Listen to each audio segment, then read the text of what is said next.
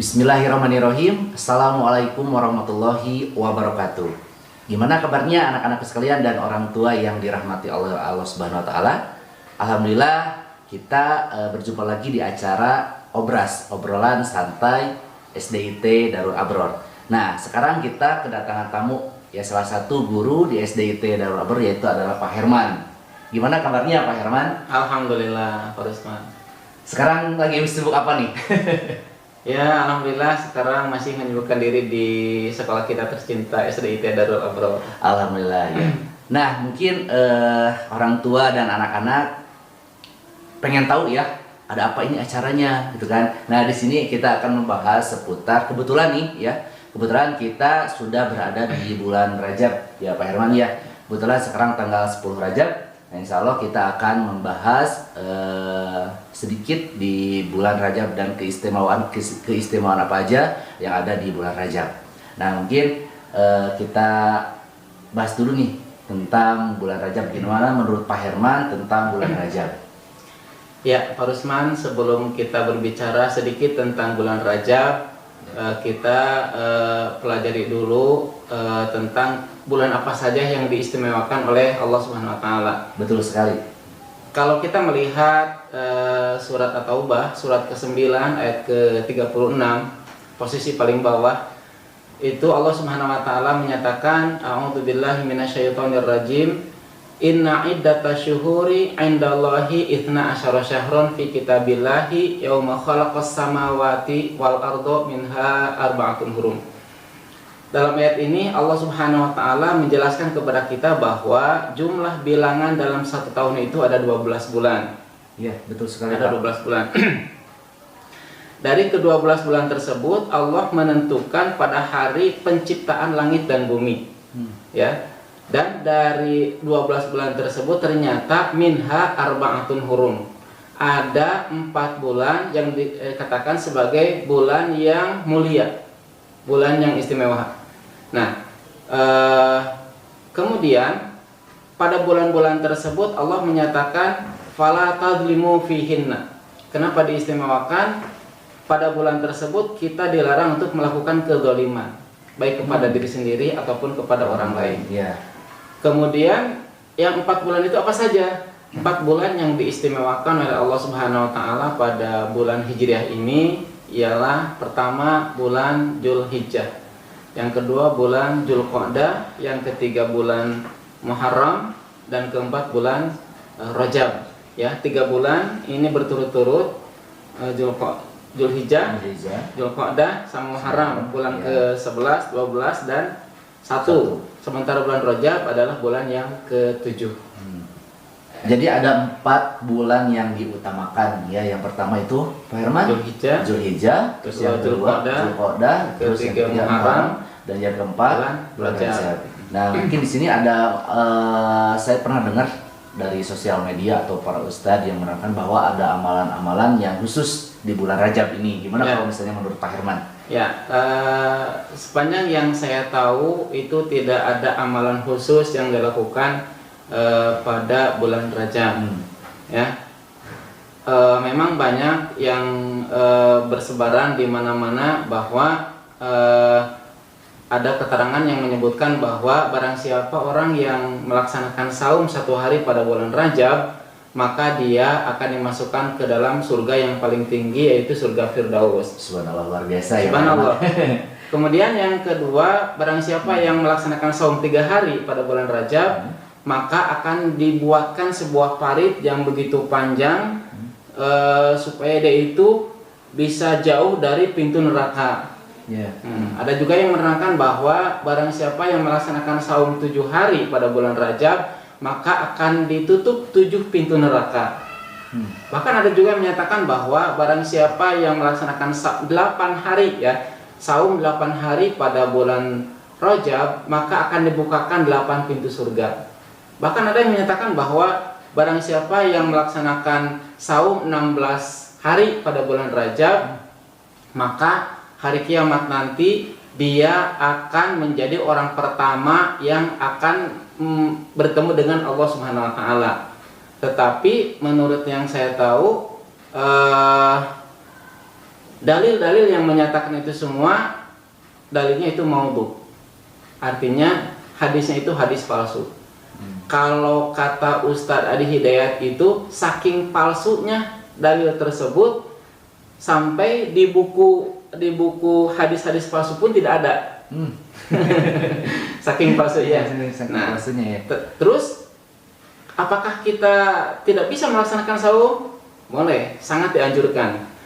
Kita akan mendapatkan keutamaan di bulan Rajab apabila kita melaksanakan saum, tetapi melaksanakan saum sesuai yang dicontohkan oleh Rasulullah Sallallahu Alaihi Wasallam. Sebagai contoh, kita melaksanakan saum Senin dan Kamis. Oh, iya. Kemudian kita melaksanakan saum Ayyamul Bid, atau kita melaksanakan saum sunnah-sunnah yang lainnya yang dicontohkan oleh Rasulullah Sallallahu Alaihi Wasallam.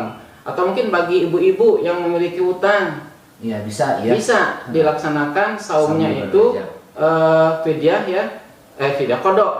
Qada itu melaksanakan saumnya itu pada bulan Rajab. Dan saum yang dilaksanakan tersebut betul-betul diistimewakan pahalanya oleh Allah Subhanahu wa taala. Subhanallah sekali ya Pak Herman ya, untuk istilahnya keistimewaan di bulan Rajab itu bisa yang pertama tadi yang disebutkan banyak sekali hal-hal yang menjadi yang mungkin dianggapnya apa ya gampang, tapi kalau misalnya kita ngejalanin sangat susah Pak Herman itu. Tapi mudah-mudahan kalau misalnya kita melaksanakan seperti tadi saum yang dicontohkan oleh Rasulullah Sallallahu Alaihi Wasallam, mudah-mudahan ya apa? Jadi motivasi ya. Jadi motivasi bagi kita untuk meningkatkan amalan kita. Ya. Apalagi kita kan sekarang menjelang beberapa bulan ke bulan Ramadan ya. Rajab, Sya'ban, Ramadan. Artinya kenapa kita harus banyak melaksanakan saum di bulan Rajab? Ini sebagai latihan kita menjelang bulan Ramadan gitu. Biar gak shock ya pas di bulan Ramadan ya. Betul. Ya, nih baik Pak Herman, mungkin di anak-anak dan orang tua juga pengen tahu nih kenapa bulan Rajab itu diistimewakan? Ya, Pak Rusman, kenapa bulan Rajab diistimewakan? Karena pada bulan Rajab tersebut terjadi sebuah peristiwa yang sangat luar biasa. Ya, kita mengenal dengan istilah Isra dan Mi'raj. Ya. Isra itu dari bahasa Arab asal katanya dari saro, artinya perjalanan malam. Ya, Isra dan Mi'raj. Isra itu perjalanan Rasulullah Sallallahu Alaihi Wasallam dari Masjidil Haram ke Masjidil Aqsa di Madinah, di Yerusalem. Ya, dan itu dilaksanakan dalam satu hari, dalam satu malam. Kemudian setelah Isra dari Masjidil Haram ke Masjidil Aqsa, kemudian Mi'raj. Mi'raj itu naiknya Rasulullah Sallallahu Alaihi Wasallam ke Sidratul Muntaha pada malam hari. Nah, Mi'raj itu isim alat. Isim alat artinya kalau menurut bahasa Arab, isim alat itu adalah ketika naiknya Rasulullah Sallallahu Alaihi Wasallam ke Sidratul Muntaha itu ada alat. Ada sarana. Ya, ada sarana ya. Pertama, ada ulama yang menyatakan bahwa naiknya Rasulullah ke Sidratul Muntaha itu ada tangga-tangga tertentu. Nah, yang kedua, ada juga yang menyatakan bahwa alat yang dipakai mi'rajnya naiknya Rasulullah Sallallahu Alaihi Wasallam ke Sidratul Muntaha itu memakai kendaraan. Kuda itu yang disebut kuda bukan? Nah, kuda. Inilah yang beredar di masyarakat bahwa kendaraan Rasulullah ketika beliau mi'raj dari Masjidil Aqsa ke Sidratul Muntaha itu semacam kuda ya, yang tubuhnya kuda, kemudian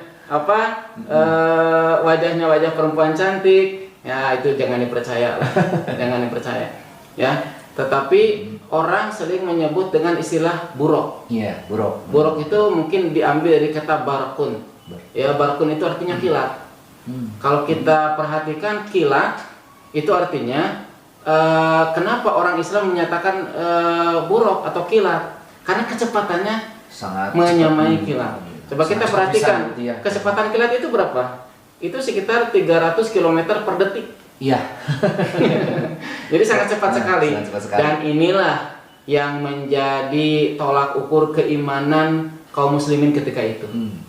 Ya, karena perjalanan dari Masjidil Haram ke Masjidil Aqsa, kemudian dari Masjidil Aqsa Mi'raj naik Rasulullah ke Sidratul Muntaha, dilakukan dalam satu malam, ini kalau menurut akal, menurut logika itu tidak mungkin. Ya, betul sekali. Hanya dengan keimanan yang dapat mempercayainya. Ya, sehingga mungkin sahabat yang pertama kali membenarkan peristiwa ini adalah Abu Bakar. Sehingga apa yang disampaikan oleh Rasulullah, apa yang dilakukan oleh Rasulullah, Abu Bakar itu menjadi orang nomor satu yang membenarkannya. Sehingga Abu Bakar dikasih gelar As-Siddiq. Betul sekali ya. Nah, untuk selanjutnya di Herman, keistimewaan dari Isra Mi'raj itu sangat luar biasa. Yang pastinya kita harus kalau misalnya kita pengen percaya, harus lebih meningkatkan lagi keimanan kita dan ketakwaan kita ya. Soalnya kalau misalnya dipikir oleh logika Pak Herman ya, perjalanan dari Masjidil Haram ke Masjidil Aqsa itu kalau misalnya dilalui satu malam itu tidak akan mungkin kalau misalnya secara karena menurut cerita dengan unta saja itu mencapai berapa jam tuh? Berapa hari? Tiga hari itu. Ada 3 harinya ya kalau misalnya perjalanan dari Masjidil Haram ke Masjidil Aqsa ya. Ya baik Pak Herman, berhubung obrolan ini ada sangkut pautannya dengan keluarga besar SDIT Darul Abror dan mungkin bagaimana penerapan orang tua dalam penerapan arti pentingnya Isra Mi'raj bagi anak-anak. Ya, Pak Rusman,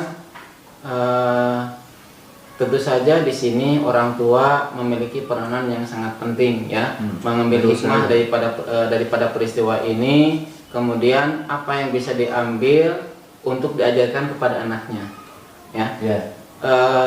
Kalau kita perhatikan peristiwa Isra dan Mi'rajnya Rasulullah Shallallahu Alaihi Wasallam itu jangankan orang biasa seperti kita, apalagi anak-anak.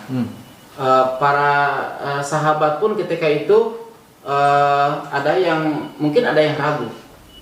Kalau orang-orang musyrik, orang-orang Quraisy ketika itu ya mereka sudah pasti menolak ya, karena sesuatu hal yang mustahil dilakukan. Tetapi hanya keimanan yang dapat membenarkan ini semua. Nah, orang tua di sini harus berperan aktif, memberikan pengajaran kepada anaknya bahwa kita harus memiliki keyakinan yang kuat terhadap hal-hal yang gaib. Ya, betul. Rasulullah Shallallahu Alaihi Wasallam bersama malaikat Jibril. Malaikat adalah gaib. Ya. Berkunjungnya ke surga, berkunjung ke neraka, dan itu adalah gaib. Inilah yang harus diterapkan oleh orang tua. Dan kemudian kita perhatikan bahwa oleh-oleh mungkin ya, oleh-oleh daripada peristiwa Isra Mi'raj ini adalah sholat kan? Nah, jadi orang tua harus memiliki peranan yang sangat penting dalam mendidik anaknya agar anak-anaknya membiasakan untuk melaksanakan ibadah sholat. Nah, coba kita lihat Rasulullah Shallallahu Alaihi Wasallam itu menyatakan dalam sebuah hadis bahwa ketika anak usia 7 tahun itu harus sudah mulai diperintahkan untuk melaksanakan sholat. Walaupun belum diwajibkan gitu Pak. Sebagai latihan saja. Sebagai latihan saja atau mungkin proses pembiasaan. Begitu. Kemudian ketika anak sudah 10 tahun belum melaksanakan sholat, harus bagaimana? Dipukul kan? Harus dipukul. Nah, tetapi Pak Rusman perlu perhatikan kata dalam hadis tersebut ada kalimat pukul lah, atau kalimat bahasa Arabnya adalah fadribuhu. Fadribuhu itu diambil dari doroba. Doroba yadribu, arti asalnya itu bisa bisa bermacam-macam. Bisa artinya memukul, atau bisa artinya memberikan contoh. Ya, contoh, doroballahu masalan. Ketika doroba itu bersambung dengan kata masalan, itu artinya memberikan contoh. Dan sepertinya tidak salah juga ketika kita mengambil arti daripada doroba di sini adalah memberikan contoh. Artinya ketika anak 10 tahun mereka belum melaksanakan sholat, fadribuhu. Kita jangan hanya mengartikan pukullah mereka. Walaupun pukul mereka itu dalam artian untuk mendidik ya. Pukulan yang tidak membahayakan. Artinya pukulan yang tidak membahayakan itu adalah pukulan yang dilakukan oleh orang tua. Pertama, menggunakan alat yang tidak membahayakan. Kemudian anggota tubuh yang dipukul itu juga anggota tubuh yang tidak sensitif, yang tidak berbahaya. Contohnya seperti apa tuh Pak Herman? Untuk misalnya daerah Ya kaki lah gitu ya, kaki. Jangan daerah-daerah yang sensitif ya. Dan kemudian fadribuhu juga bisa diartikan kasih contoh. Kalau misalnya kita gak sholat pasti anaknya tidak sholat. Itu yang jadi masalah. Kenapa kita banyak memerintahkan kepada anak untuk ngaji? Tapi orang tuanya nonton sinetron. Betul sekali. Kenapa kita banyak memerintahkan kepada orang tua untuk melaksanakan sholat? Tapi bapaknya tidak. Ya. Nah, jadi fadribuhu di sana adalah berikan contoh. Ketika anak 10 tahun belum bisa melaksanakan sholat, contohan ku bapakna. Betul sekali. Nah, soalnya mungkin di sini juga dibutuhkan kerjasamanya antara orang tua dan perusahaannya kan untuk membiasakan sholat ini itu suatu kewajiban bagi orang tua juga, dan mungkin tidak ada salahnya ketika usia dari 7 tahun ya kita membiasakan seperti membiasakan mau puasa sekarang di bulan Rajab Pak Herman ya, jadi dibiasakan kembali untuk latihan-latihan puasa untuk persiapan nanti di bulan Ramadan. Tidak salah juga kalau misalnya kita membiasakan anak untuk sholat walaupun belum diwajibkan di usia 7 tahun, mungkinnya sampai 10 tahun kurang lebih, sampai 10 tahun ya mungkin dibiasakan untuk sholat, tidak boleh biarin aja nanti 10 tahun diajarin sholatnya. Nah kan kadang-kadang suka ada bahasa kayak gitu.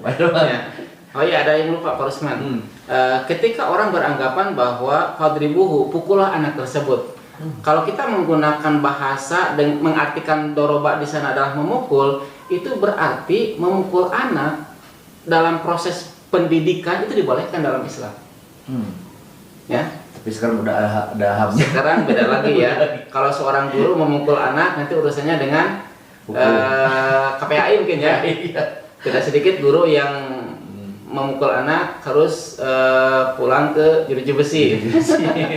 Gitu. Padahal dalam Islam itu dibolehkan selama pukulan tersebut tidak membahayakan tadi. Tidak ke area yang sensitif ya tadi ya, betul sekali. Alhamdulillahirrabbilalamin, anak-anak sekalian dan orang tua yang dirahmati Allah Subhanahu wa taala. Khususnya barusan pembahasan di seputar bulan Rajab ya, kita banyak ilmu, insya Allah apa yang barusan disampaikan oleh Pak Herman bisa diaplikasikan di dalam kehidupan sehari-hari. Ya mungkin saya terima kasih sekali lagi kepada Pak Herman, soalnya Pak Herman ini orang yang sangat susah dihubungi, aduh. Dan alhamdulillah bisa menyempatkan waktu, bisa ngobrol walaupun sebentar ya Pak Herman, mudah-mudahan bisa diambil hikmahnya, bisa diambil pelajarannya, khususnya di sekarang pembahasan di bulan Rajab. Ya mudah-mudahan. Nanti bisa ketemu lagi ya. Ya mudah-mudahan kita undang lagi Pak Herman untuk bisa ngobrol dengan tema-tema yang lain ya. Mungkin untuk obras hari ini dicukupkan sekian. Wabillahi taufiq wal hidayah. Wassalamualaikum warahmatullahi wabarakatuh.